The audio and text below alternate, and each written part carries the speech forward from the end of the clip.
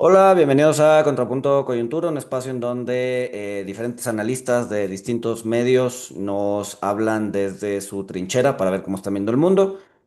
Como todos los lunes nos acompaña Eric. Eric, mil gracias por estar por acá. Hola, ¿cómo están todos? Encantado, como todos los lunes, de estar con ustedes. Gracias, Luis. Hoy estoy súper emocionado porque tenemos un invitado de lujo, Javier Gileta, que él tiene una firma de análisis geopolítico, económico, mitigación de riesgos. Entonces, estamos súper agradecidos de que Javier esté hoy con nosotros. Javier, adelante, preséntate tú si quieres, cuéntale a la gente en qué estás y nos arrancamos. Gracias por estar aquí. Bueno, pues antes que nada, muchas gracias, Eric, muchas gracias, Luis. Es para mí un privilegio estar con ustedes, sobre todo porque he visto lo ameno que ha sido los últimos episodios que he leído, bueno, que he escuchado del podcast, como también los que se tiene de literacy financiero que tienen, explican distintos conceptos y sí me parece genial. Me presento un poco para que tu audiencia me conozca, a la cual estoy agradecido que nos escuche. Pues yo soy Javier Gileta, soy economista y urbanista, con una formación, puedo decir, antes neoliberal y ahora heterodoxa económicamente. Estoy basado en Londres y básicamente, y la tercera cosa que diría es en los tiempos de, estuve 2 años trabajando para el gobierno federal en 2018, 2019 y 2020 en relaciones exteriores y me tocó el reacondicionamiento de ProMéxico, justamente en los cambios que se hicieron en ese sentido, en que justo ahora, ¿no? Que nosotros trabajamos con la oficina de la presidencia en ese tiempo de Alfonso Romo para hacer un sistema alterno de atracción de inversión directamente con él. Y pues nos despertamos ayer con la noticia, ¿no? De cómo bueno, hoy nos despertamos con tres entidades del sistema financiero siendo intervenidas, ¿no? Y, em, y esa es como mi introducción. No sé ustedes qué han visto esta semana Ujú. eh, Oye, en el ya clima que global. tocaste el punto, Javier, Mm, cuéntanos desde tu opinión, postura sobre este tema de las instituciones financieras. O sea, ¿tú crees que es un hecho, todas están expuestas, es falta de cuidado, falta de compliance, o realmente hay un negocio ahí interesante? O sea, ¿qué es lo que tú opinas al respecto?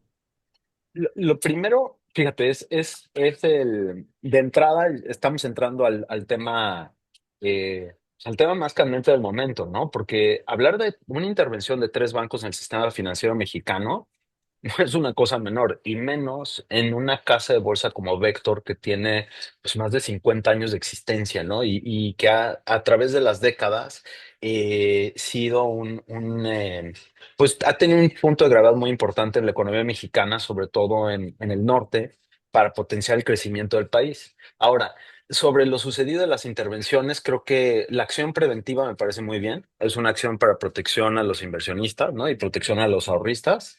Sin embargo, lo que sí veo como un tanto preocupante es el hecho de que, ¿qué va a pasar después? ¿No? O sea, ahorita como quien dice, llegaron e intervinieron. La presidenta justo decía, el día de ayer decía, bueno, pues entréguenos qué es lo que tienen, ¿no? El propio secretario de Hacienda, inmediatamente la reacción que había sido es de cautela, llegar y decir, bueno, vamos a estar aquí y a través de la CNBV, pues se realizan estas intervenciones para decir, pues para calmar los mercados. Ahora, las intervenciones normalmente cuando uno viene a una tradición neoliberal, así de mercados financieros, todo liberalicemos, son vistas de manera negativa, ¿no? O sea, es decir, puta, ya cuando tiene que entrar el gobierno, perdón por mi No, francés no, no, ahí, no, dale, dale. pero ya cuando el gobierno tiene que entrar es que todo es fatal, pero desde un punto de vista heterodoxo en términos económicos y de regulación, pues te da una posición distinta. La posición es una posición donde el Estado llega y entra de inmediato, ¿no? A llegar y salvaguardar los intereses. Es algo, si pensemos en, por ejemplo, las corridas de bancos, que son estos retiros masivos que suceden Sí. de repente en los sistemas financieros.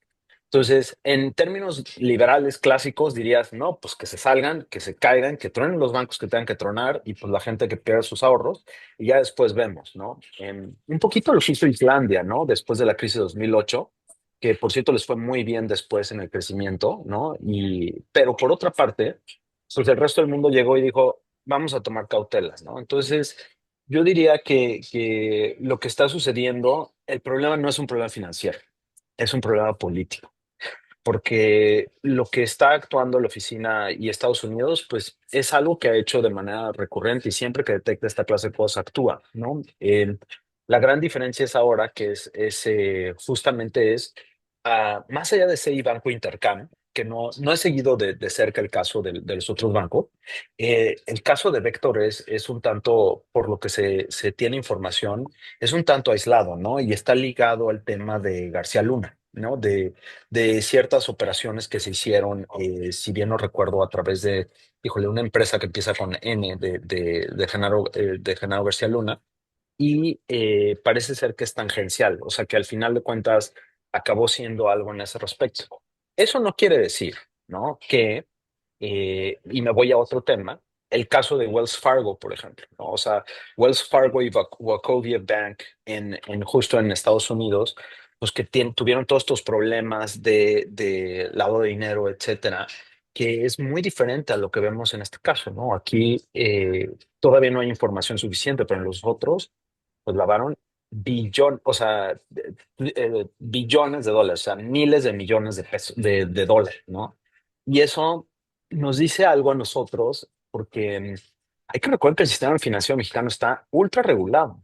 O sea, a las fintech incluso es súper difícil que arranquen, porque el sistema que agarramos, el framework en términos de gobernanza, es un framework o es un marco de referencia, un marco jurídico muy constrictivo. Entonces, tú tienes el sistema de fintechs tratando de sobrevivir y sobre todo siendo un tanto poco competitivo, ¿no? O sea, eso es una parte. Y lo tienes, por ejemplo, los casos de los bancos tradicionales, ¿no? O sea, Citibank, que ahora después pues, décadas de beneficiarse de una serie de rentas altas, al mismo tiempo tasas de interés excesivas, etcétera, y ahora dice, bueno, ya ahora lo voy a vender, ¿no? Y voy a vender a Banamex. Entonces, que ojo, se vale, porque también es un negocio en ese sentido y la ley así lo comprende. Y eso me llama la atención, pero no sé ustedes cómo vieron o cómo sintieron el anuncio. Digo, para ustedes y sus clientes, no sé qué les hayan dicho o cómo sintieron el mercado. Ujú. Mira, o sea, definitivamente fue sorpresivo. Este, yo creo que, yo creo que nadie lo esperaba, ¿no? Así tan de bote pronto, ¿no? Yo creo que incluso ni los mismos directores de estos bancos lo veían venir. Y sí, o sea, lo que hemos visto ha sido pues un poco miedo alrededor de estas instituciones. Pero pues como dices, ¿no? Todavía no sabemos exactamente dónde están parados, ni cuáles son las acusaciones reales, ni las pruebas, ni nada. Entonces, pues creo que ahorita lo que hay que hacer es pues esperar, ¿no? Ver qué pasa y esperar a que no haya un contagio generalizado, ¿no? A ver, que lo veo poco Ujú. probable, muy poco probable, pero pues el miedo es canijo, ¿no? Y ahí es donde pues, sí puede venir ciertas disrupciones, ¿no? Lo veo poco probable, pero aún así Sí, no es algo que podemos ignorar, ¿no? Ujú. yo coincido con Javier que es un tema más político que un tema que sea un contagio del sistema financiero mexicano. No creo que sea el caso definitivamente. O sea, yo creo que son casos aislados. Este, pero pues, al final de cuentas sí asusta, como dice Luis, ¿no? O sea, al final la gente sí otra vez voltea a ver dónde está su dinero, con quién está, y demás. Pero no creo que sea un tema para preocuparse o que la gente diga, híjole, ya pierdo confianza en el sistema financiero. No, no es algo que vería de esa forma, en mi opinión. No, y Creo además, a que ver, son jugadores relativamente pequeños en el sistema, o sea, no son sistémicos. Independientemente, o sea, sin hacer un juicio de valor, decir, sí lo hicieron, no lo hicieron, la verdad no lo sé. Pues al final del día son jugadores pequeños que, o sea, si se mantiene contenido el problema en estas instituciones, pues debería no ser disruptivo, ¿no? Ujú. Sí, y o sea, creo que justamente el sistema financiero mexicano es muy redituable. ¿no? O sea, vemos cómo a través de las décadas, o sea, ha sido desde la reprivatización, ¿no? Vimos cómo en realidad es un buen negocio con una buena rentabilidad y muchas veces la joya de la corona para instituciones tales como BBVA, ¿no? Entonces, y eso me llama mucho la atención porque ahora, si lo vemos geopolíticamente, el hecho de que Estados Unidos llegue y diga, no vamos a tolerar estas cosas, y luego vemos a Marco Rubio llegando y diciendo, "Ah, voy ahora contra las visas de todos ellos, pues entonces ya es una señal un tanto más ruda, ¿no? O sea, no fue solamente llegar y decir, voy a detener el flujo, sino estoy ampliando cómo estoy actuando. Y es interesante porque sale justo después de la cumbre de la OTAN, ¿no? Donde en la cumbre de la OTAN el presidente Trump les dijo, pues, tienen que hacerse responsables de su defensa a los europeos, que la verdad es muy interesante porque siempre Europa le apostó a que Estados Unidos los iba a defender de cualquier agresión, ¿no? Y en ese sentido, el hecho de que no hayan invertido en los sistemas pues, de seguridad para toda Europa, pues sí ha hecho que le dieran la razón a Donald Trump en el sentido que, oigan, no están gastando lo que acordamos que iban a gastar en defensa y estoy yo como si fuera el banco atrás de ustedes y yo soy como quien dice, el Banco Central, que soy su protección, soy su IPAD, ¿no? Ujú, Su IPAD, pero de defensa.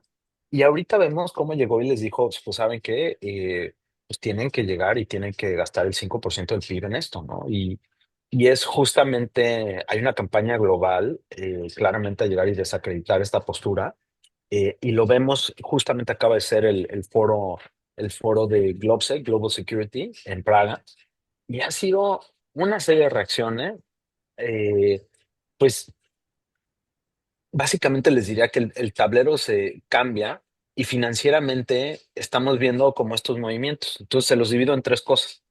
Uno es primero el tema de la OTAN. Ahora los europeos están viendo cómo, y lo dijeron ustedes en su podcast pasado, cómo le vamos a apostar a las empresas de defensa, ¿no? Entonces, las empresas de defensa van a crecer de manera brutal aquí en Europa, ¿no? O sea, eso es algo que tenemos, bueno, que se tiene claro. La segunda cosa que es muy importante que sacamos de este tema de seguridad global es, pues tenemos un problema justamente en el Medio Oriente que Trump está tratando de estabilizar, pero que pues tuvieron una tregua y llegó el líder supremo de Irán y dice, no nos tocaron nada después de los bombardeos, otra vez a provocar.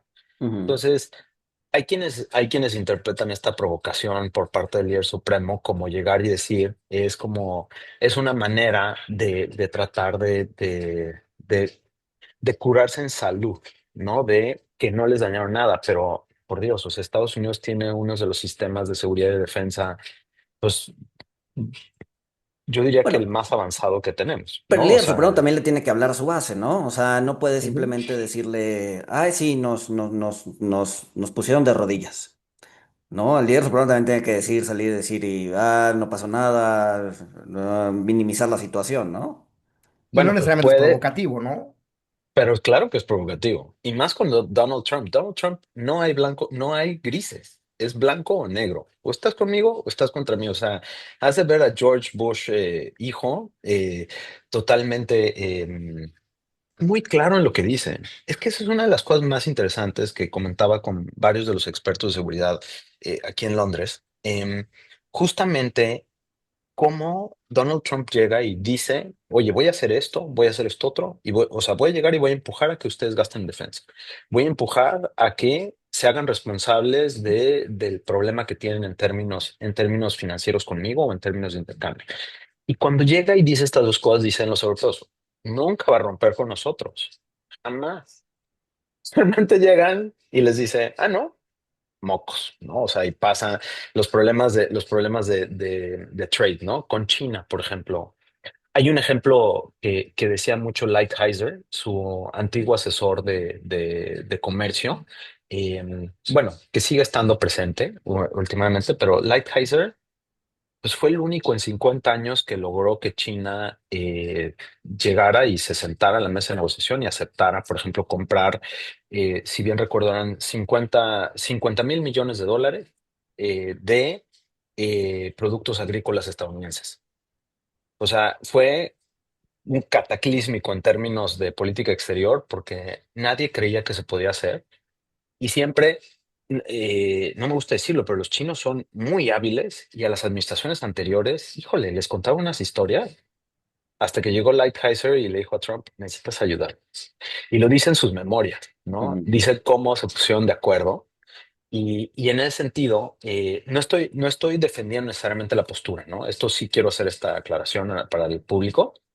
Lo único que trato de esbozar es que hay un presidente que llega y dice ciertas cosas y las hace, ¿no? Y luego no muchos, y lo vemos, ¿no? A veces en las declaraciones, pues hay algunas contradicciones, algunas evidentes, otras no tanto, pero sí ha hecho que el tablero geopolítico y financiero cambie. O sea, no sé si no sé ahorita en sus portafolios qué tanto haya cambiado la composición, porque el flight to safety gringo ya se redujo, por lo menos en los Sí. portafolios acá en Europa, ¿no? En Asia, ni se diga. Y luego la composición ahora que me parece fantástico es enorme, ¿no? O sea, todos los traders de oro están, o sea, como si fuera el irse al oeste de Estados Unidos a buscar el oro o por los tesoros de Atacama. Entonces, una cosa que verdaderamente estamos viviendo un cambio de paradigma en muchos sentidos, ¿no? No, pero no sé cómo lo han visto ustedes financieramente o cómo han sentido los mercados. Sí, no, el oro sí ha sido todo un tema, ¿no? Y de hecho, mucho del comercio de oro pues, pasa por Londres y las bóvedas de Londres sí han reducido un poco su inventario, ¿no? O sea, como que, o sea, lo que yo vi hace algunos meses es justo esta demanda física por oro, más que la demanda, pues sí, la demanda en papel, ¿no? Comprar futuros. Ujú, O sea, había una demanda física bien importante por oro en donde sacabas de bóvedas y las llevabas a otro lado y, o sea, lo que se llama una especie de short squeeze del mercado físico de oro que hizo que el precio ujú, subiera y hasta la fecha sigue elevado y tocando máximos, ¿no? Entonces, sí, y además es bien raro porque, o sea, porque uno podría decir, no, problemas geopolíticos, ¿no? Porque siempre que sube el oro dicen que son problemas geopolíticos. Pero la verdad es que los últimos dos problemas geopolíticos, llámese Rusia, Ucrania y los bombardeos en Israel de Hamas, pues ujú, el oro no hizo nada. De hecho, el oro bajó en la guerra Rusia-Ucrania, el oro bajó, no te sirvió como este safe haven ante problemas geopolíticos, ¿no? Pero ahora se puede estar dando de la mano, como bien dices, con una especie de la desdolarización de los portafolios de inversión, no de la economía, pero sí de los portafolios de inversión, ¿no? Porque eso así las personas están buscando, pues sí, no tener, o sea, bueno, creo que desdolarización es demasiado, pero sí no tener ujú. tanta exposición al dólar y a los treasuries, o sea, no tanta, o sea, es imposible no tenerla, ¿no? Al final del día es el mercado más líquido, más profundo, más grande, ¿no? Si juntas a todos los triple A's del mundo, a todos los países triple A's del mundo, juntas un mercado de 5 trillones de dólares, cuando Estados Unidos solito tiene, o sea, ya quitando lo que la Fed tiene en la panza y lo que el gobierno tiene en la panza, te queda un mercado de 29 trillions, ¿no? O sea, o sea, no hay forma de no estar ahí, ¿no? Pero Este, también ya vueltas a ver otros mercados, ¿no? O sea, ya al final, o sea, obviamente empiezas a analizar otras oportunidades que posiblemente antes no verías, ¿no? O sea, empiezas a ver Europa, Asia y ver en qué mercados podría hacer sentido aumentar la exposición que antes no hubieras hecho, ¿no? exacto. Sí, por eso digo, desdolarización creo que es una palabra muy fuerte.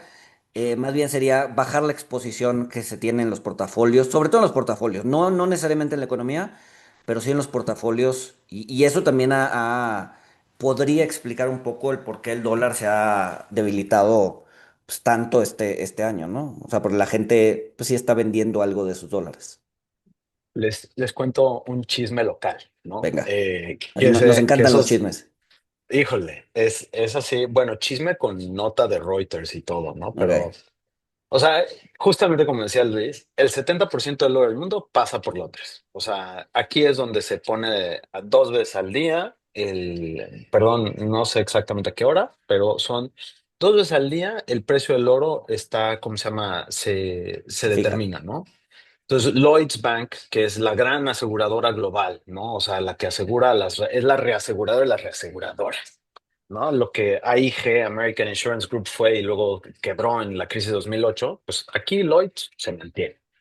Y se me pone la piel chinita decirles esto, pero imagínense que Lloyds ha tenido que retrasar los retiros de oro y retrasar el acceso a las bóvedas de 4 a 8 semanas, justamente por la demanda que está bien. Y mucho del oro se está moviendo de Londres a Nueva York. Ujú. Y eso es algo muy interesante porque ¿quién lo está recibiendo entonces en Nueva York? ¿Y dónde les va a caber el oro? Porque, ojo, o sea, guardar físicamente eso, Londres siempre ha estado preparado, siempre ha tenido eso, pero ahora no. Entonces, eso te habla un poco de algo que está cambiando físicamente, ¿no? A veces, en términos financieros, siempre pensamos en los mercados y el Bloomberg, ¿no? La terminal. Pero ahora, imaginemos que los barquitos llenos de oro se van, ¿no? O sea, hasta los chinos llegaban y lo que están ahorita justamente moviéndose, ahorita que hablamos justo de oro, pues el Banco Central de China subió y ahorita lo que se estima, porque no se puede saber con exactitud, es que por lo menos 30 toneladas de oro están justamente, 30, bueno, 30, 40 toneladas se están intercambiando justamente en el mercado en el mercado de oro aquí en Londres. Entonces están moviendo también oro. Entonces, eso te habla de una hipótesis de justamente el rompimiento en dos sistemas financieros, ¿no? O sea, recordemos cada vez que hacemos una transferencia aquí en Occidente, hay un sistema paralelo que se llama el SWIFT, que tarda como unos 3 días, 4 a veces en hacerte una transferencia contra en Asia, que es instantáneo, y no se diga cripto, que cripto en el momento está, ¿no? Ujú. Entonces, no sé qué han visto ustedes en Sí, eso. no, sí, de acuerdo. O sea, si volteas a ver, por ejemplo, las bóvedas de las bolsas de Chicago, Ujú. o sea, el inventario ha subido muchísimo. O sea, mucho de ese oro va a las bóvedas de Chicago. Y siento que es regresar un poquito a pues, los 1910, 1920, en donde sí, o sea, si Estados Unidos necesitaba oro, por ejemplo, en el pánico de 1907 en Estados Unidos, ¿no? O sea, o sea, mucha de la estabilización que hubo fue pues, oro en barcos de Londres a Estados Unidos para estabilizar el sistema financiero gringo, ¿no? Entonces sí, o sea, siento que igual es regresar un poquito 100 años atrás, ¿no? Está interesante, pero sí está raro. O sea, lo que está pasando está raro. Ay, perdón. No sé cómo lo veas tú, Eric. No, no, coincido. Como dice Javier, ¿no? O sea, te va a tardar semanas en llegar el commodity, y ahora ya estás volteando a ver físicamente el producto en sí, lo cual es muy raro porque pues, que al final tiene costos de almacenamiento, costos logísticos, hay muchos costos alineados a tener físicamente un commodity, pero estás prefiriendo es por algo. Entonces, pues yo creo que el mensaje es interesante y es cuestión de interpretación qué está haciendo la gente y por qué están huyendo o es el flight to quality de tener esos activos físicos y me parece súper interesante, la verdad. Yo tengo Este, una hipótesis atípica que quería plantearles, pero no sé ustedes, o sea, creo que, creo que muchas veces, y me tocó al inicio en estar en la 4T al inicio de la presidencia del presidente López Obrador, y justamente cuando me tocaba ver los temas de los temas justamente del trato con privados para temas de inversión. Pero yo a veces creo que la 4T tiene ciertos problemas de transmisión de información. Es decir, no saben o no tienen los interlocutores necesarios para traducir los mensajes. Lo voy a decir porque hoy acabo de leer un paper de José María, buenísimo, por cierto, y se lo recomiendo, de José María Valenzuela, que es el director general de innovación en Secretaría de Energía. Y es muy interesante porque es un comparativo del sistema eléctrico mexicano, el chileno y el chino. Entonces, llega y básicamente plantea una hipótesis que me parece muy interesante, que habla de cómo se hacen las reformas y últimamente habla de la importancia que tiene el Estado en guiarlas, ¿no? Porque llegaron él hablaba y parte de la tesis de lo que dice es, de 2012 a 2018, de repente vimos un crecimiento o se empujó el crecimiento de las energías renovables en México y fue por la reforma del 2003 y la liberalización. Y él lo que argumenta es que, ok, suena interesante eso, pero lo podemos atribuir a que el gobierno tomó una postura proactiva que ayudó a que muchas empresas puedan entrar, por ejemplo, los certificados de energía limpia, ¿no? Que sirvieron en pocas palabras para subsidiar ciertas cosas, pero tiene una hipótesis que a mí me llama la atención, que es el gobierno puede dirigir cosas y puede convenirle a los privados también invertir. Y ahorita que escuchaba lo de Londres, ¿no? Y lo que hablaban ustedes también de los portafolios que están viendo y el flight to safety, etcétera, en México es muy seguro. O sea, Pemex, aún con el déficit que tiene, o sea, últimamente, a ver, el problema de Pemex es que últimamente es deuda de los mexicanos, ¿no? Y quien se va a acabar haciendo cargo, si todo se va al traste, ¿no? Es justamente pues, el, eh, pues, el gobierno de México, los mexicanos. Y en ese sentido, salió un dato esta semana de la Agencia de Energía que hablaba que decía que el pico del petróleo va a ser en esta década. Entonces, el pico de demanda de petróleo en esta década es gigantesco. Eso quiere decir que el petróleo va de salida ahora sí, No, por lo menos en Europa. Ujú. ¿Y qué vamos a hacer con Pemex? ¿No? Entonces, eh, pero también vemos que cambiaron el sistema energético, ¿no? Que llegaron y dijeron, a ver, la prioridad ya no la dicta el mercado. Vamos a dictar nosotros cómo vamos a producir la energía. Pero no han salido a platicar cómo va a ser eso, ¿no? Que eso es muy interesante. Eh, ¿Por qué? Porque, a ver, yo me imagino que fue, no sé, me pongo en los zapatos un poquito de la secretaria de Energía de Luciana González. eh, 500 trámites movieron de un sistema de papel a un sistema electrónico. A ver, dimensionemos la cantidad de papel que eliminaron y la simplificación en términos de trámites que eso implica, pero sobre todo, ¿cómo evita que un burócrata pueda intervenir en que te den el papelito que necesita? Y si eso fue lo que se logró, que fue lo que se anunció, yo pienso que el renacimiento, una vez que aprendamos las nuevas reglas, y discúlpenme que de repente me sale aquí el sol inglés, que es muy raro que tengamos sol y me deslumbro un poco. Ofrezco disculpas a la audiencia por mi delay, por mi retraso. Pero justamente, imaginemos ahora que una vez que los actores o los inversionistas lleguen y digan, oye, es que ya no tengo que ir con un burócrata para que me aprueben tal trámite. Si lo lleno en línea, el sistema llega y me avienta de regreso mi certificado, mi permiso. Pues, ¿qué hace eso?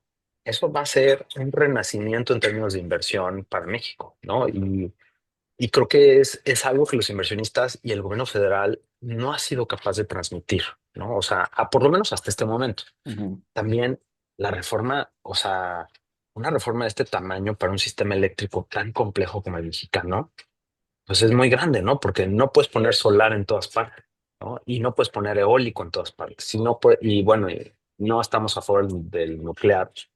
Eh, y también, pues, de gas natural, por Dios, dependemos, o sea, dependemos del 70% del gas de Estados Unidos.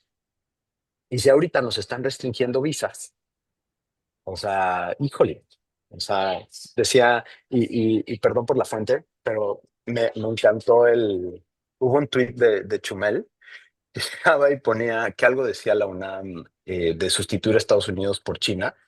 Y decía, híjole, ¿cómo se llama? Le van a quitar la visa a la UNAM, ¿no? O sea, porque estaban muy a favor de China, ¿no? Pero digo, no sé cómo vean ustedes el sistema eléctrico con sus clientes, cómo lo vean. Ujú.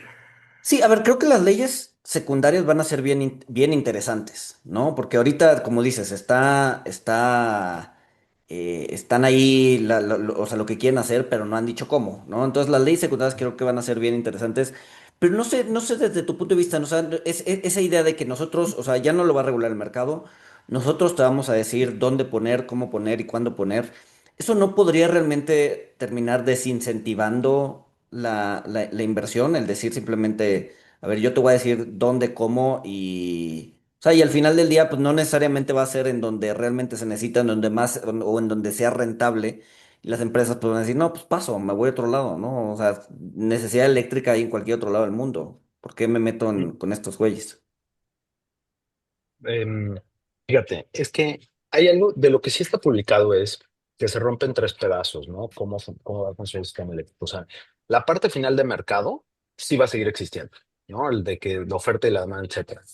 Pero primero se consume la energía CFE, ¿no? Y después vienen los contratos mixtos, por así decirlo, ¿no? Donde Ujú, se puede asociar con privados y pueden estar juntos. Creo que sin duda, sobre tu primera pregunta sobre la certidumbre es o sea, coincido, cualquier cambio crea incertidumbre, pero hay que ver por cuánto tiempo, ¿no? O sea, todos los sistemas financieros sabemos que conforme pasa el tiempo se estabilizan y llegan a nuevos equilibrios, ¿no? Entonces, en ese sentido, ahorita hay incertidumbre porque pues ni siquiera se sabe cómo va a operar, ¿no? Uno, dos, sobre dónde llegar y dónde meter la inversión. El sistema anterior estaba diseñado de tal manera que en los futuros, o sea, utilizaba los precios del futuro en determinadas zonas y regionalizó el país para llegar y decir, en los lugares donde hay electricidad y me sobra, te castigo el precio renovable. Y en los lugares donde no hay renovable, te pago un premio, ¿no? Te doy un rendimiento mayor. Cuando tú, cuando tú quitas ese sistema, eh, es una manera de, o sea, a ver, en términos teóricos, si esto fuera un sistema financiero, jalaría perfecto, ¿no? O sea, porque llega y dice, va a haber un arbitraje hasta que se ajuste. ujú. Pero estas son inversiones de miles de millones de dólares. O sea, esta es un tanto una idea naif del regulador anterior de llegar y decir, sí, ahorita van a mover su inversión de 50 mil millones de dólares a tal región, ¿no? O sea, Sí, en claro, teoría sí. jalan muy bien, pero tú le dices, ¿y sabes qué? Los inversionistas en energía, o por lo menos las compañías eléctricas, lo saben. O sea, saben que esto es algo que estos años son años normales en un ciclo energético y cuando hay cambios.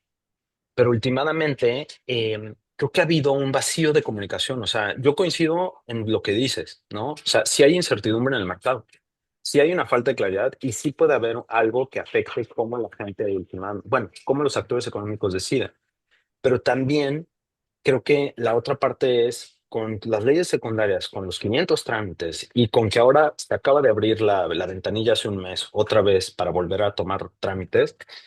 Creo que ahora vamos a empezar a tener información de cómo está decidiendo Senado.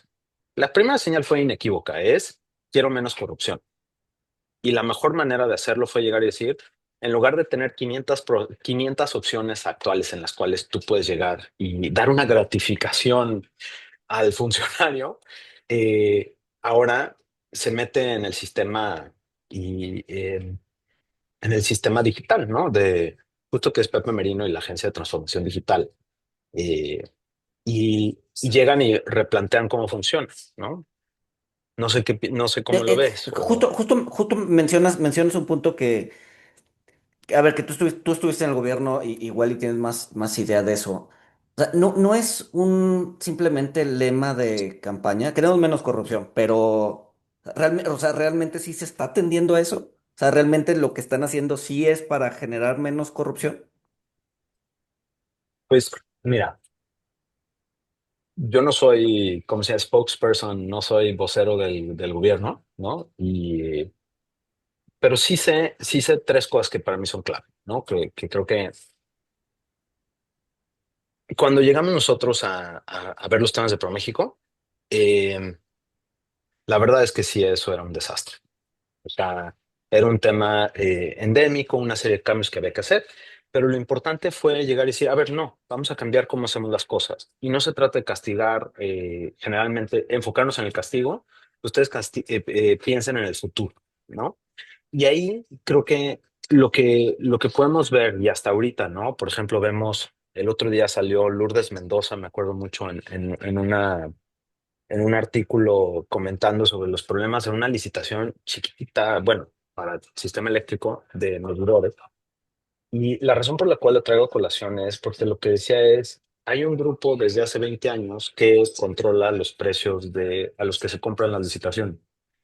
Y pues te habla de que pues no es un tema, no lo cambias en un sexenio y no es una justificación en términos de que no lo pudieron cambiar en un sexenio, sino pues es un tema sistémico que sí hay que atender, uno, pero dos, creo que en lugar de, la presidenta en lugar de llegar y decir voy a destruir todo y no es tanto iconoclasta, ¿no? Como antes que quizá el sexenio anterior sí había que poner un alto y frenó todo y dijo vamos a empezar otra vez, ¿no? Y hasta el aeropuerto hasta el aeropuerto se Se canceló, canceló. ¿no? Dicho sea de paso, mi tesis de maestría es justamente de por qué ese aeropuerto nunca se debió haber hecho ahí. Pero bueno. Entonces, la siguiente cosa es que llegó y dijo, en lugar de meterme en un problema político, lo voy a convertir en un problema técnico. Agarró, habló con José Merino, o sea, José Merino Peña y le dijo, Pepe, ¿cómo lo arreglamos? Y llegó y dijo, bien fácil, metamos todo el trámite en línea, evitemos el contacto. Bueno, esta es mi suposición, ¿no? O sea, Ujú. no sé si así ha sido, pero pienso que así fue porque eso hizo en el gobierno de la ciudad. Si se acuerdan, no sé si han tenido oportunidad de utilizar la aplicación de llave MX de la Ciudad de Sí, sí, México. Todo se hace en esa cosa, sí, sí, sí. todo. Y la tercera cosa, que nomás aquí para cerrar con el tema justamente del tema de la corrupción es, pues yo creo que la corrupción es inaceptable, ¿no? De eso sin lugar a dudas. Lo que quiero agregar es que toma mucho tiempo limpiar la casa por lo visto, ¿no? Pero eso no quita que se han hecho pasos decididos en una dirección, ¿no? O sea, claro, siempre vamos a encontrar, yo creo que algo que mejorar, ¿no? Y eso, eh, pues nos preocupa a todos los mexicanos que siempre tengamos que estar en mejora continua, ¿no? O sea, y Entonces, eso a sí lo la veo, pero pregunta de Eric, ¿tú cómo Luis, ves? no, a la pregunta de Luis, y por lo que entendí de tu respuesta es que definitivamente es algo que sí tenían en esencia que quitar o que disminuir el tema de la corrupción. No nada más era un tema de speech, sino simplemente si era un tema que México traía muy arraigado y que se buscó o se ha buscado eliminar, ¿no? En las palabras que nos estás platicando, Javier. Pues yo te voy a contar una historia, nomás aquí compartiéndoles durante la pandemia.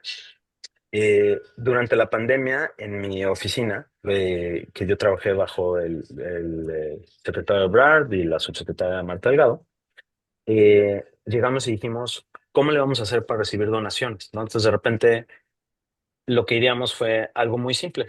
Es llegar a decir, no me des dinero, dame lo que pide el sistema de salud. Hicimos un listado junto con ellos que nos entregaron y les dijimos, mira, todo esto se necesita y se necesita en tales lugares. Eh, por favor, entrégalo. Pues les puedo decir que donaron desde medicinas ultra especializadas hasta ventiladores, mascarillas, etcétera. Contamos más de 2.400 millones de pesos en donaciones. O En sea, especie. más de 100 millones de dólares. Sí, exacto. Porque eso también, o sea, aunque llegaban y nos ofrecían los recursos, eso como servidor público te hace la vida imposible, ¿no? O sea, es mucho mejor llegar y decir, da las cosas directamente, ¿no? Y dónalas a donde las necesitan. Y entonces lo único que hicimos nosotros fue un rol de coordinación de, alguien quiere donar esto, quién lo quiere recibir. Y lo que pasa es que, más que quién lo quiere recibir, estaban quienes los necesitaban, ¿no? Entonces solamente los ponías en contacto.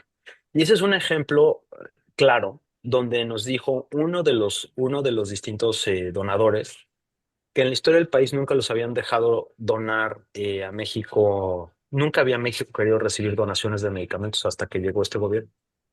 Sí, porque Y la primera el recurso donación, se pierde, ¿no? El pues es que entonces dinero. ya no lo tienen que comprar, pero además no tenían que hacer la licitación para comprarlo. ¿Me explico? O sea, de repente pues les cerraste la opción de que pues estoy muy mal, pero pues de que ya no necesitábamos comprar ciertas cosas. O sea, la primera donación fue por, si mal no recuerdo, eso está todo en las memorias, por cierto, de Relaciones Exteriores, eh, 14 millones de dólares en especie, para una donación que Zoe Robledo del IMSS y Ana Lilia, que era la de Fundación IMSS, nos echaron la mano y dijeron, oye, pues nosotros nos hacen falta. Entonces llegaron al aeropuerto de la Ciudad de México, los recibieron, eran refrigerados, se entregaron, etcétera. Entonces, em, no sé, como que por lo menos, y es un rayito de esperanza si lo quieren ver así, pero eso no justifica las malas actuaciones. O sea, eso, y creo que es parte, pues es importante poner ahí un alto, pero no sé cómo acabamos en esto y si empezamos en el oro, en Empezamos, el oro en Londres. empezamos hablando del sistema financiero mexicano y ahorita ya estamos hablando de donaciones de... No, está bien, pues es parte de la plática, cabrón. Es más, Sí. yo la cambiaría, o sea, ya para no centrarnos tanto en México, yo la cambiaría a temas geopolíticos, ¿no? O Mm, sea, hablamos de que Irán, pues está, te digo, envalentonándose y decir, no, pues no pasa nada. ¿Tú crees que se vuelve a inflamar pues sí, esa guerra, bueno, no sé si llamarla guerra, pero sí ese conflicto Israel-Irán? O sea, porque de repente vimos que Israel ya hizo medio las paz con Irán, pero de repente se fue a bombardear a Siria.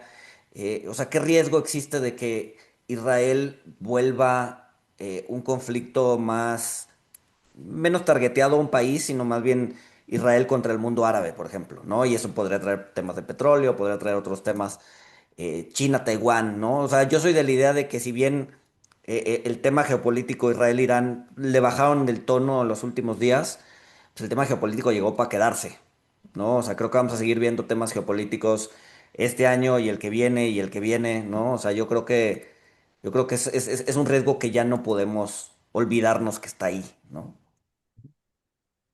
yo coincido, perdón, ¿querías decir algo? No, No, no, no, no. no, Ok, no, no adelante, sé si te adelante. atropellé, pero No, no, no, no, entonces, para nada. digo, me gusta mucho la pregunta y digo, a eso me dedico. Creo que em, coincido en la lectura, ¿no? Que sí puede desestabilizarse y en ese sentido, lo principal es que, a ver, el tema con Israel pues, va para el año. ¿No? O sea, y si nos vamos más allá, pues lleva desde la creación del Estado de Israel, y si nos vamos más atrás, es un conflicto largo. No estoy justificando, simplemente estoy tratando de dar un contexto de que el sistema en términos de inestabilidad, pues sí, sí es inestable, ¿no? Y ahora, de que se pueda reincendiar en cualquier momento. Y más, creo que aquí el punto principal es, y a veces es un tanto binario, porque llegaron y dijeron, pues Estados Unidos sí van a tener un...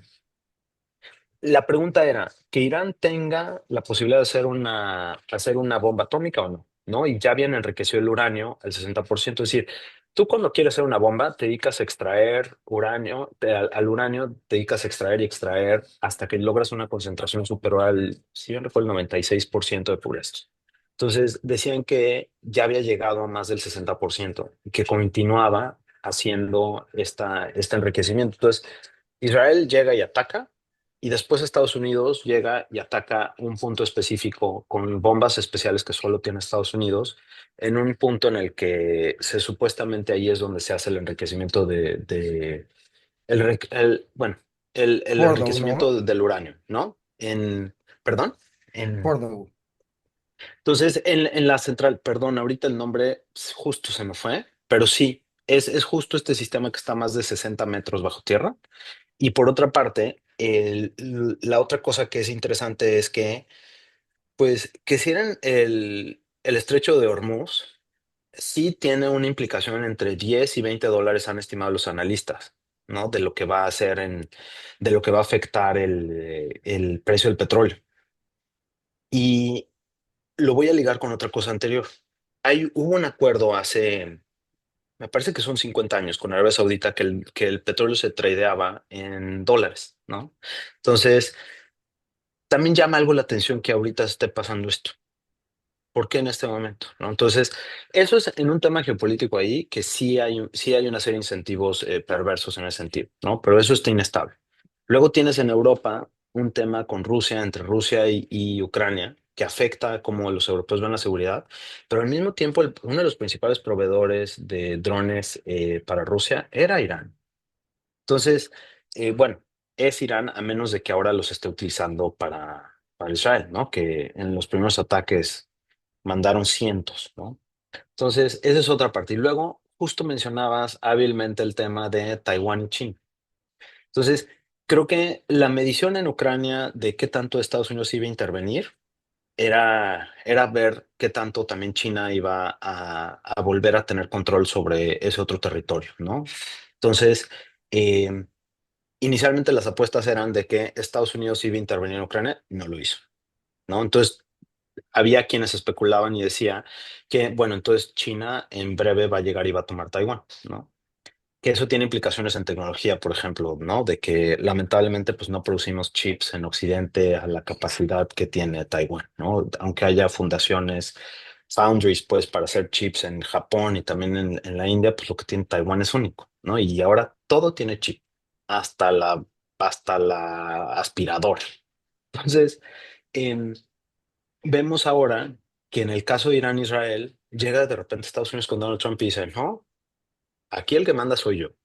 Y llega y hace los bombardeos y esto. Entonces te da una postura diferente de cómo reacciona Estados Unidos, muy diferente a la que se tuvo en la era anterior de Biden, ¿no?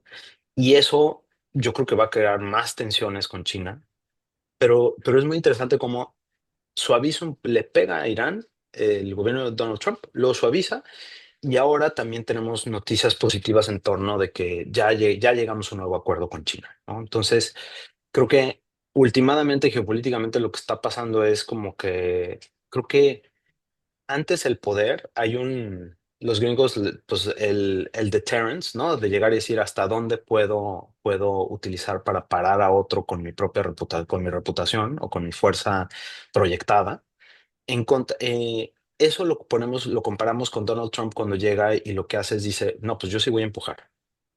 Entonces llega y está probando hasta dónde tiene fuerza en muchos lugares, Ujú. ¿no? O sea, eh, más allá de sus asesores de seguridad nacional, que muchos los desestiman, ¿no? El propio John Bolton, que pues una de las personas, es una persona controversial en Estados Unidos, pero era su ex asesor de seguridad nacional, eh, decía una serie de cosas sobre él, sobre Donald Trump en sus memorias, pero últimamente lo que acaba pasando es que llega y replantea y dice, híjole, pero sí sentó a este cuate de Corea del Norte.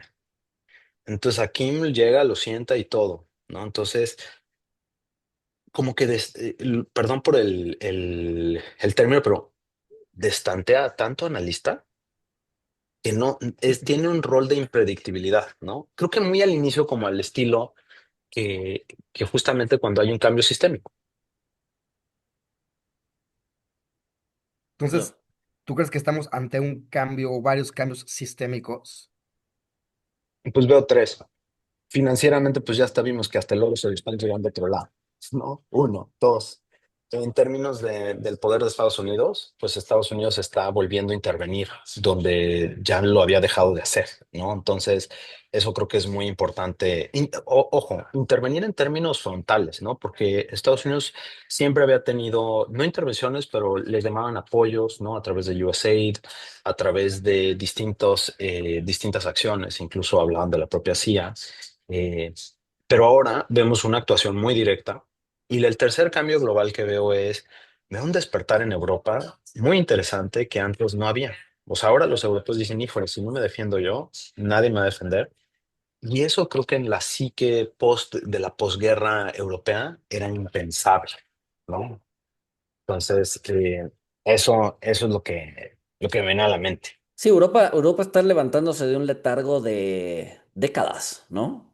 Ujú, El tema es que, o sea, cuánto les podría durar digamos que ujú. ese empuje?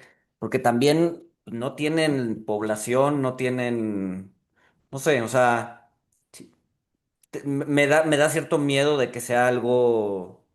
que no vaya a durar mucho. Ah, dices la parte de la nueva actuación europea, o Exacto. sea, cómo se ven ellos.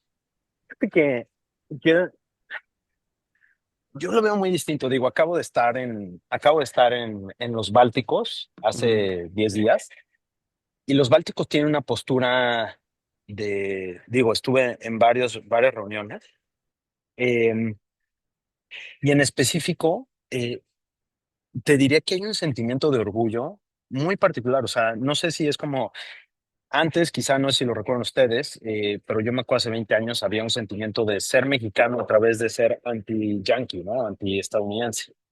Y la cosa que en Europa, perdón por si mi micrófono esté fallando, pero la cosa en Europa creo que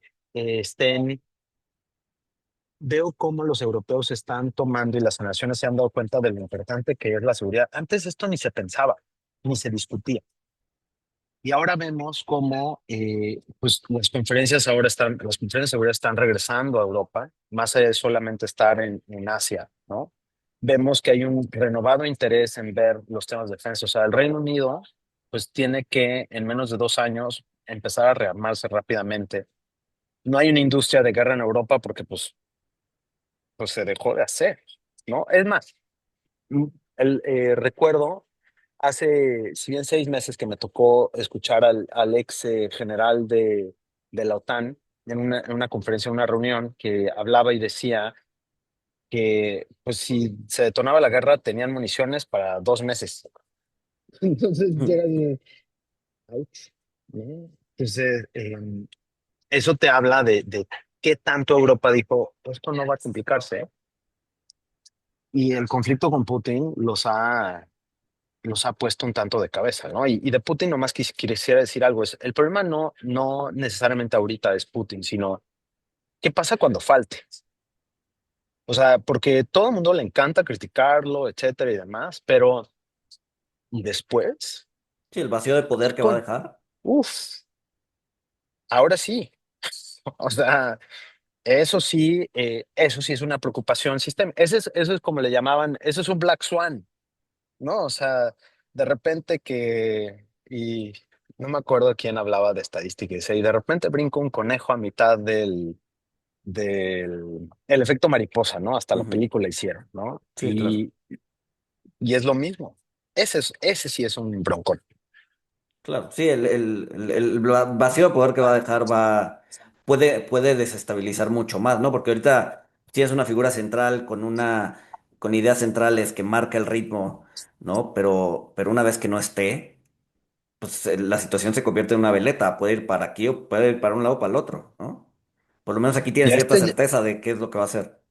pues si ya lo conoces, ya, como dicen, no me lo tienen que presentar. Sí, claro, sí, claro. ¿Con qué cerramos? Eric, no sé si traes algo, digo, para estar adentro de la hora, no No, sé. no, Javier, Eric. aprovechando que Javier está aquí, pues uno o dos comentarios de cierre, recomendaciones o lo que nos puedas decir, Javier, creo que abona mucho tenerte aquí en el programa. Entonces quisiera aprovechar justo para que tú nos digas un par de ideas finales.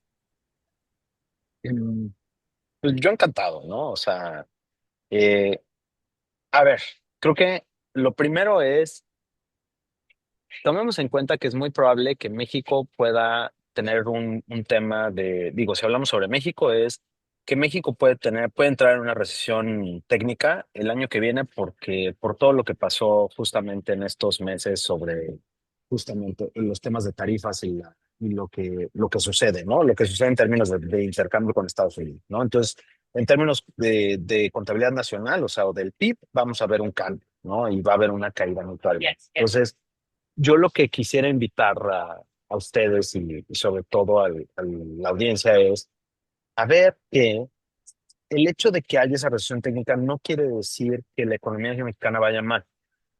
O sea, se debe a una acción muy coyuntural, de mucho impacto, pero es coyuntural. Y eso me lleva a decir que si el mercado eléctrico, como, bueno, no solo eléctrico, sino energético mexicano, si la reforma sale como está planteada, donde se replantean los objetivos, vamos a ver un flujo de inversión gigantesco. Y eso me lleva a la segunda parte, que la segunda parte es justamente como México, independientemente de la inversión china, que todo el mundo habla de la inversión china, es toda la inversión asiática y también europea que hay en México, ¿no? O sea, creo que si ahorita hay un momento de llegar a invertir en un país que está barato, es estable, no nos metemos en problemas y estamos pegados al mercado más importante. Ojo, es el mercado más importante porque es el mercado más complejo y de mayor creación de valor en los últimos 50 años de la humanidad, o si quieren me voy hasta 100, ¿no? Entonces, si lo vemos así, ahorita México está on sale, de descuento. Y ahora con las tasas de interés y la inflación, a ver, una inflación del 4.8 no es una inflación descabellada o que vaya a cambiar todas las expectativas del mercado. Sí, dista del 3%. Y digo, y si nos llegamos y decimos, híjole, es que es un 66% por arriba de lo que teníamos planteado del objetivo de inflación, bueno, entonces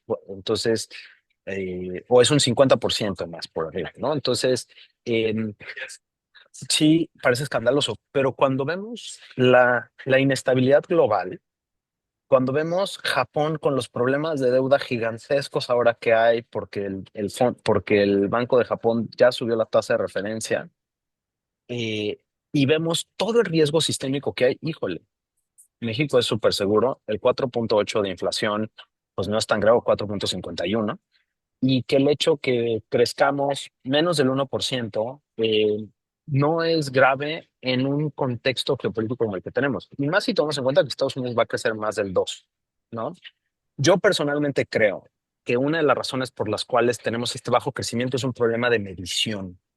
Hay una serie de cambios en términos de la metodología de medición del PIB que, que no necesariamente aplican para México, porque y todos los sistemas estadísticos cambian y se adaptan distinto a cada país. Sin embargo, en el caso particular de nuestro país, hemos visto cómo de repente ya todo el mundo declara a sus empleados en el IMSS, ya todo el mundo está metiéndose a los POS, este régimen simplificado, ¿no? Del 2% y la gente empieza a declarar más impuestos, etcétera.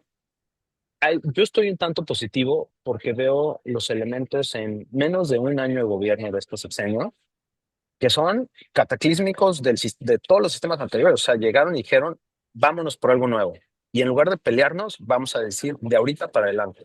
Y apostó por lo digital, la presidenta, como José Merino, apostó por la energía con la reforma total de Luz Helena González. Y la tercera apuesta fue con Andrés Lajou en términos de la red de trenes que va a haber por todo el país. O sea, aquí en Europa vivimos en un tren, ¿no? Ahora, en mi universidad, yo soy de University College London, tiene una regla en la cual no puedes usar recursos de la universidad si te puedes ir en tren. ¿Y qué creen? Como Inglaterra ya está conectada y cada vez hay más conexiones con la Eurostar, pues en toda Europa llegas en tren, sí, te va a estar 13 horas, pero vas a llegar, ¿no? Entonces, eso, eh, eso creo que sería. Y cerraría nomás diciendo este es un momento de incertidumbre global, pero en nuestro país las cosas están muy claras. O sea, este gobierno va a tener un control muy férreo de las cosas. Ya lo vimos con Andrés Manuel, que llega y el mercado dicta algo, pero como el gobierno dice, yo voy derecho y no me quito, tiene sus ventajas, pero también sus desventajas. Y hay que recordar que al mercado lo que le gusta es la certidumbre. Más allá de para dónde, el mercado lo que premia es sé que vas para allá. Y este gobierno tiene muy claro para dónde va. Le pese a quien le pese, ¿no? Muy bien. Oye, pues Pues interesantísimo y creo que nos podemos seguir platicando horas, contigo, Javier. De verdad, muchísimas gracias por acompañarnos, por estar aquí, por compartirnos tus opiniones, y algunas cosas de los temas que tú ves en el día a día. De verdad, muchas gracias, eh. sí, mil gracias, Javier, por tu tiempo. Igual y más adelante, si nos permites, nos gustaría invitarte otra vez para platicar. Y pues digo, nosotros encantados.